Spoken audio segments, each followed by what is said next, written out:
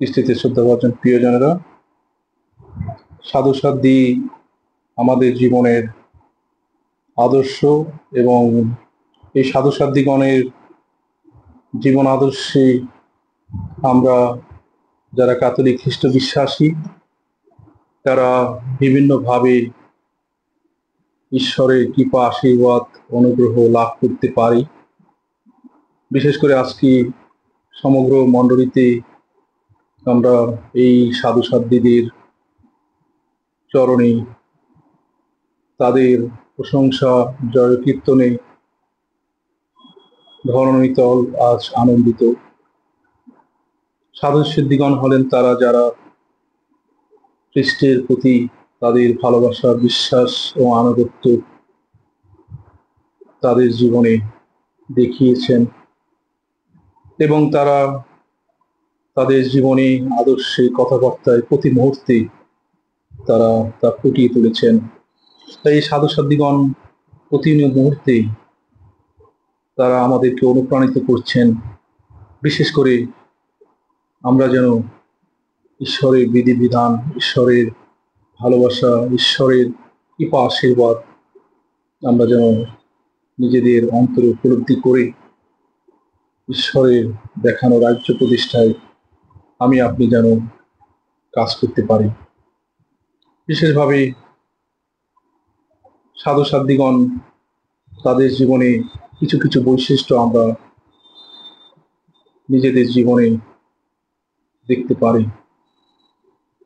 বিশেষভাবে আজকের যে মঙ্গলবাণী, শাস্ত্রবাণী, সেখানে যে বিষয়গুলো বলা হয়েছে যে অন্তরে যারা দীনভূন্য তারা স্বর্গরাজ্য পাবেন, যারা নম্র তারা ঈশ্বরের ভালোবাসা, ঈশ্বরের সেই সান্ত্বনা, ঈশ্বরের কৃপা পাবে, যারা দয়ালু তাদের প্রতি ঈশ্বর দয়া করবেন, যারা ঈশ্বরের রাজ্য প্রতিষ্ঠায় বিভিন্নভাবে বিভিন্ন চ্যালেঞ্জ, দুঃখ, কষ্ট, নির্যাতনের মুখোমুখি হচ্ছে, তারাও ঈশ্বরের ভালোবাসা, কৃপা, আশীর্বাদ লাভ করবে। তাই এই যে মানদণ্ড, এই যে ক্রাইটেরিয়াগুলো আমরা প্রত্যেকেই বিভিন্নভাবে পেয়ে যাচ্ছি বা আমাদের রয়েছে, কিন্তু আমরা অনেক সময় অবচেতন মনে হোক বা নানান কারণে হোক আমরা অনেক সময় নিজেদেরকে ঈশ্বরের ভালোবাসার সন্তান হিসাবে গড়ে তুলতে অনেক সময় পারি না। কিন্তু ঈশ্বর চান তার সন্তান হিসেবে আমরা যেন তার ভালোবাসা, তার কৃপা আশীর্বাদ নিয়ে প্রতিদিন প্রতি মুহূর্তে পথ চলতে পারি।